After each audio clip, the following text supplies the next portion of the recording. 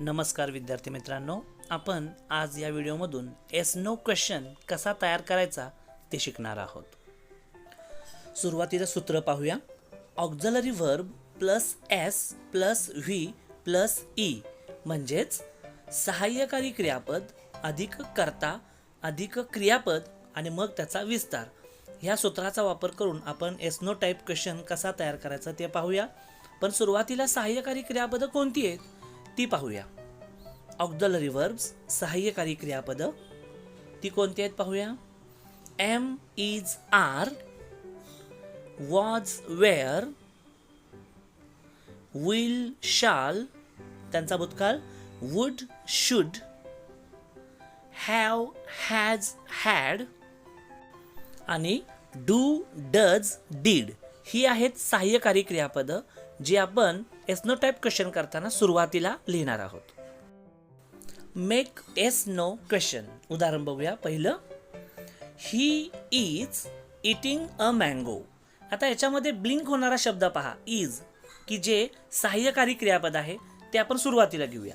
Is नंतर घेऊया कर्ता ही आणि पुढचं वाक्य आहे तसं लिहूया इटिंग अ मँगो आणि शेवटी देऊया प्रश्नचिन्ह। म्हणजे काय झालं बघा वाक्य, is he eating a mango हा झाला एस नो टाइप क्वेश्चन। दुसरं उदाहरण पाहूया। They were playing football. या वाक्यामध्ये वेअर हे सहाय्यकारी क्रियापद आहे जे आपण सुरुवातीला घेऊया वेअर, नंतर कर्ता घेऊया दे आणि त्याच्यानंतर उरलेलं वाक्य आहे तसं घेऊया प्लेइंग फुटबॉल आणि शेवटी प्रश्नचिन्ह देऊया। म्हणजे वाक्य होईल वेअर दे प्लेइंग फुटबॉल हा झाला एस नो टाइप क्वेश्चन। तिसरं उदाहरण आपण घेऊया आता। Gita should study hard. यामध्ये शुड हे सहाय्यकारी क्रियापद आहे जे आपण सुरुवातीला घेऊया शुड, त्याच्यानंतर कर्ता घेऊया गीता आणि त्यानंतर राहिलेलं वाक्य म्हणजे स्टडी हार्ड आणि मग शेवटी देऊया प्रश्नचिन्ह। म्हणजे वाक्य असं होईल शुड गीता स्टडी हार्ड असा येस नो टाइप क्वेश्चन या ठिकाणी तयार होईल। त्यानंतर चौथं वाक्य पहा, रामू सिंग्स अ सॉन्ग।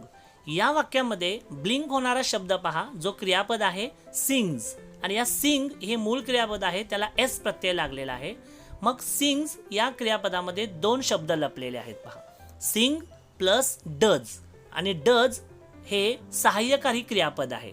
म्हणजे हे सहाय्यकारी क्रियापद आपण वाक्याच्या सुरुवातीला घेऊया डज, नंतर घेऊया कर्ता रामू, त्याच्यानंतर मूळ क्रियापद आहे बघा वरती सिंग तो शब्द घेऊया sings, does Ramu sing a song आणि शेवटी प्रश्नचिन्ह देऊया। म्हणजे वाक्य होईल does Ramu sing a song. अशा पद्धतीनं जेव्हा एखाद्या क्रियापदाला एस किंवा ईएस प्रत्यय लागतो तेव्हा आपण ही गोष्ट लक्षात ठेवायची आहे। एखाद्या क्रियापदास एस किंवा ईएस प्रत्यय लागला असल्यास त्यामध्ये मूळ क्रियापद आणि डज हे सहाय्यकारी क्रियापद लपलेले असते हे विद्यार्थ्यांनी लक्षात ठेवायचं आहे।